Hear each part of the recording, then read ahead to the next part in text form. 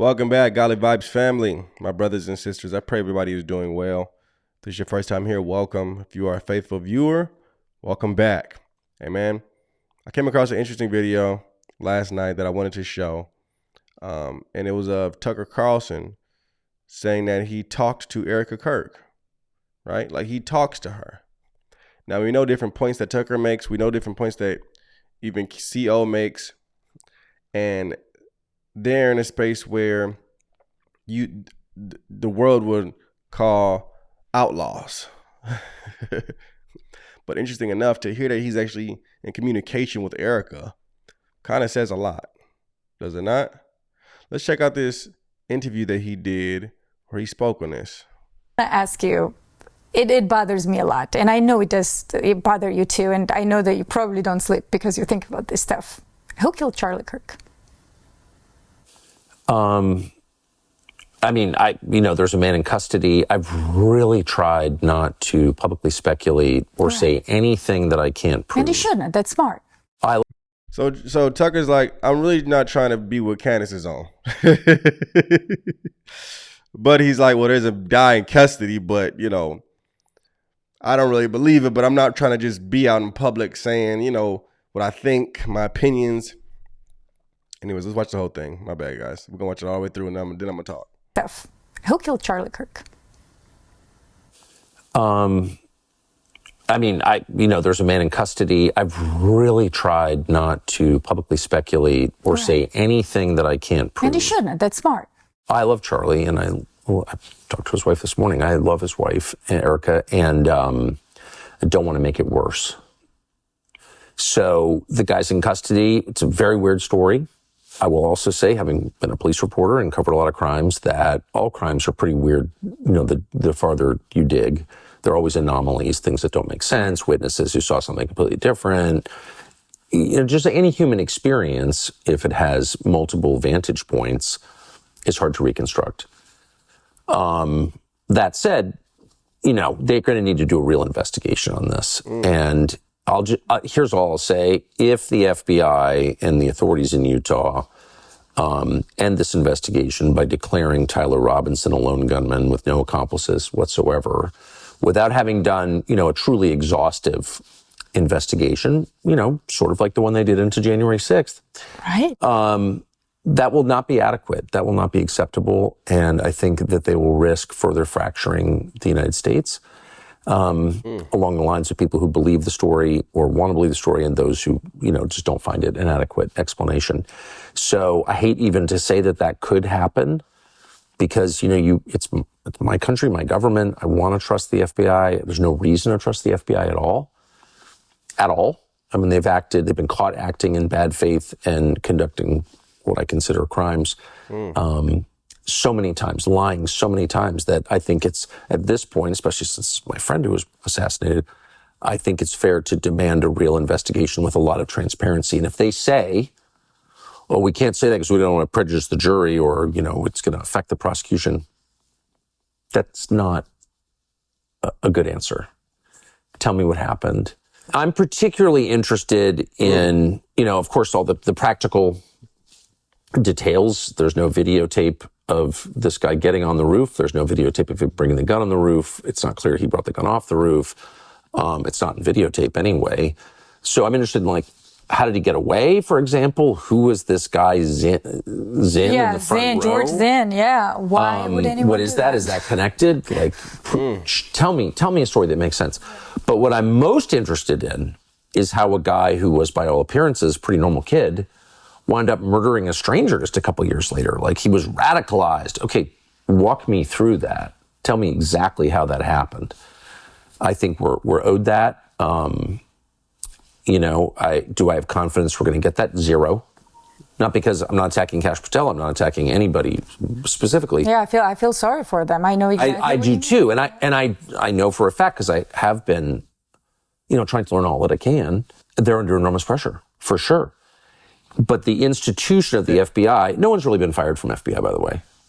And we know that, their behavior's just been almost unbelievable. over the past 10 years. Like I am shocked by it as a 56-year-old American who kind of believed that things were on the level, and that we're all pursuing justice here.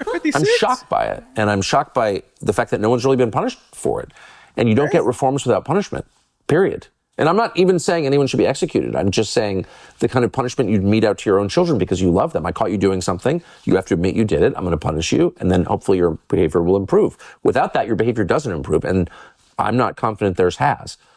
And of course, I know people who worked there. And one of them said to me recently, before Charlie's assassination, but said to me, everything that you think about the FBI, undersells it. It's, and I'm quoting, 10 times worse than you think internally.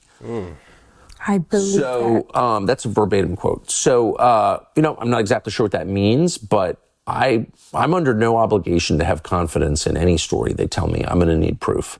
Wow. And I would hope that every American would demand, even people who didn't like Charlie Kirk, because it's not about the assassination of one man. It's about whether you can have a functioning country. Exactly. Where you can hold wrongdoers to account and affect justice.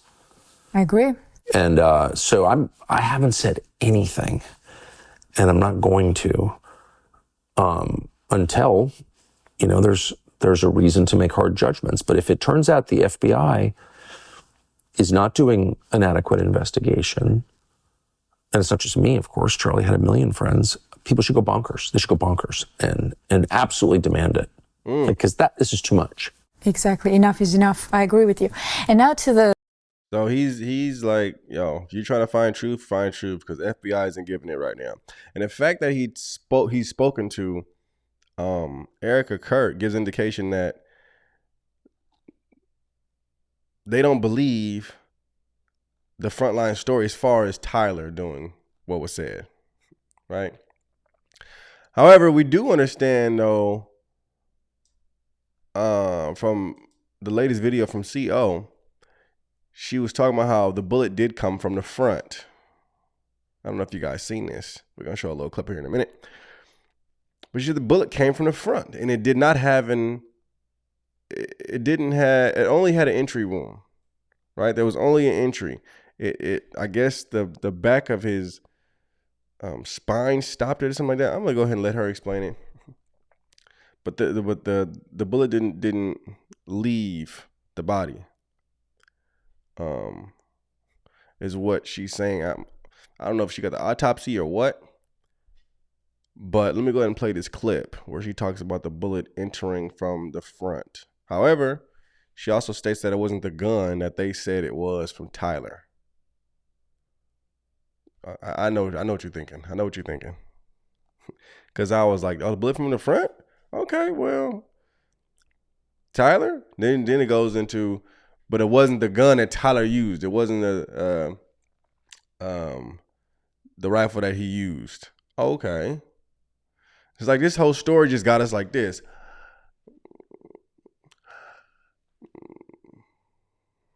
Wait a minute. Just like the whole story got us up here and then got us down here. That's it. Check out this clip. Now, I can tell you the part that he is telling the truth about is that Charlie's neck indeed did stop the bullet without question. Okay. And this is going to dispel a lot of theories that are out there.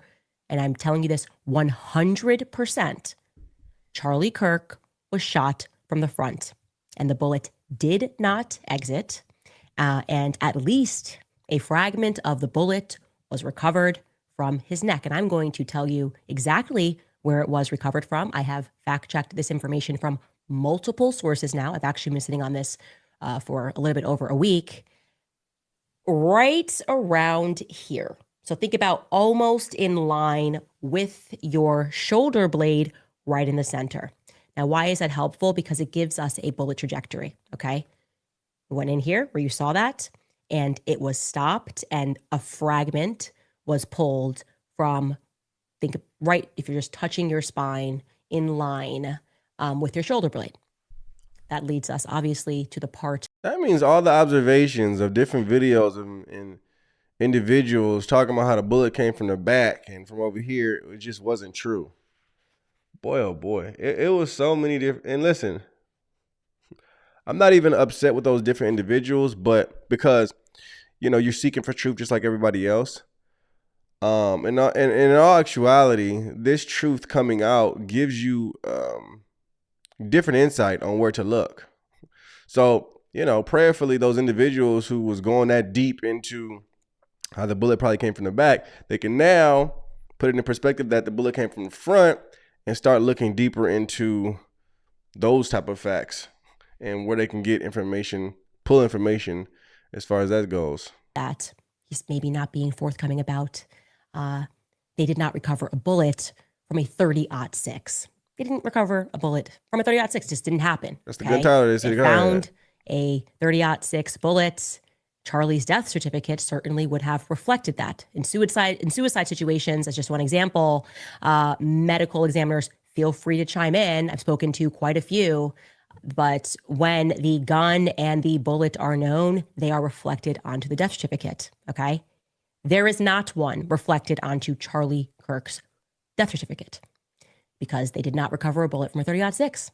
Hunters and military men rejoice. It turns out that common sense still rules the roost, okay? You guys were right. You were absolutely right. And this is why I hate politics, because it requires us to submit to the idea that we were all somehow born yesterday, that it really can just, life really can just be a Marvel comic with people that are, I guess, a DC comic where there are men of steel that are able, because they're young, to stop 3,000 pounds of energy that is coming at them. That didn't happen. So where does that leave us, guys? Well, the part that is now extraordinarily suspicious is that Andrew is claiming that he had a conversation with the surgeon who offered up the idea that it really was just your modern Christian miracle, that Charlie was just young and his bones had a lot of density, which made him stronger somehow than a Cape buffalo, enough push-ups and asparagus, and you too can stop 3,000 pounds of energy coming at you. What are we to make of that? What are we to make of the fact that Charlie did not do that, actually? It means that he was shot with a completely different kind of gun, obviously, okay? The kind where this would make sense, that it didn't cut through him. The kind where it would make sense that outside of an artery effectively exploding from the front, there was, his neck didn't explode, which that particular weapon that they were trying to tell us Charlie was killed with would have gone through about 7 necks. My Lord.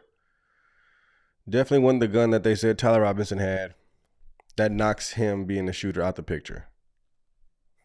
But it also didn't come from the back. That knocks a couple different theories out. Now that people are getting a better understanding and a broader picture on where the bullet actually came from, it's going to be a lot of different things looked at as far as different camera angles. Amen. So this is going to get very interesting. The fact that different theories are plucked out is a good thing. I know people may be thinking like, dang, so it wasn't the back, it wasn't this what? And you may be in a space of, well, dang, we got to start all over. No, that's good. Different theories are knocked off. Now you know exactly where to look. Amen. So may the Lord continue to bring light. May more truth come out, because, as long as truth is not completely out and transparent, nobody's going to stop as far as looking more into depth on this case. It's just not going to happen. I seen a little clip of Candace saying something like that as well. Let me see where it's at. This is it. You got to just give up. It's going to come out. Whatever it is going to come out. You would have to, and I wouldn't put it past you, you'd have to get rid of all of us. You got like 7 billion people you've got to ethnically cleanse right now if you wanted to just forget about the Charlie Kirk story. It's no one's forgetting it, okay? Not the ballistics guys on YouTube that we're all listening to. And no one's going to let this one go because, and by the way, that's your fault. I don't know whose sadistic idea it was to make this a public execution. But let me tell you where you made the mistake, okay? In 1963, when JFK was shot, people didn't watch it on TikTok. People mostly read about it, and then the feds lied about it, and they heard about it. But to be able to have us watch that live around the world, you traumatized all of us. And not in the way that you meant to. You meant to traumatize us, and maybe then make us fearful and scared. And yeah, that happened. Then you made us really angry that corruption is allowed to be like this, just so blatant and so in our face, looking at us as if we're nothing. And what are you going to do about it? That's the attitude. What are you going to do about it? You wanted to traumatize us, and then to, on a dime, flip and look us in the face and go, how dare you ask questions? People are grieving. Yeah, we're grieving because you assassinated Charlie Kirk in front of the entire world. If you had pretended he slipped and fell on some ice in the winter, maybe you wouldn't have this response. But you got our attention because you went after our attention. You wanted. Hey, man, you know, I seen this video of Candace when she was younger, and she was talking about, she was with Charlie Kirk, and she said she wanted to be the leader of a revolution of black people leaving the Democratic Party, and Charlie Kirk hired her. Then I seen like different clips. It was a collage of different videos with both of them, and like it really it hit my heart, man. It hit my heart. I wish I had that clip. Actually, I should have saved it. Maybe I showed it on a different episode, but it hit my heart because I seen a lot of these different clips of both of them together, coming up together, growing up together, and it was just like, man, I see why she's doing a lot. You know, like I could feel it. Like I could feel her love for this man, and it was touching, bro. I'm not even gonna hold you. It was touching. You know, this may be her way of dealing with grief. This may be her way of grieving. You know, I pray for her heart. You know, wherever it may be, I pray for her heart. I pray for the family of Charlie's heart, and everybody who may have been close to this person, and everybody who weren't close but felt what happened in the spirit. May we all come into a place where this brings us all closer together. You know, not divides those who are in truth, but brings them together. Amen. That's all I have to say for this episode. Keep praying for truth, my brothers and sisters. Amen. God bless. Shalom.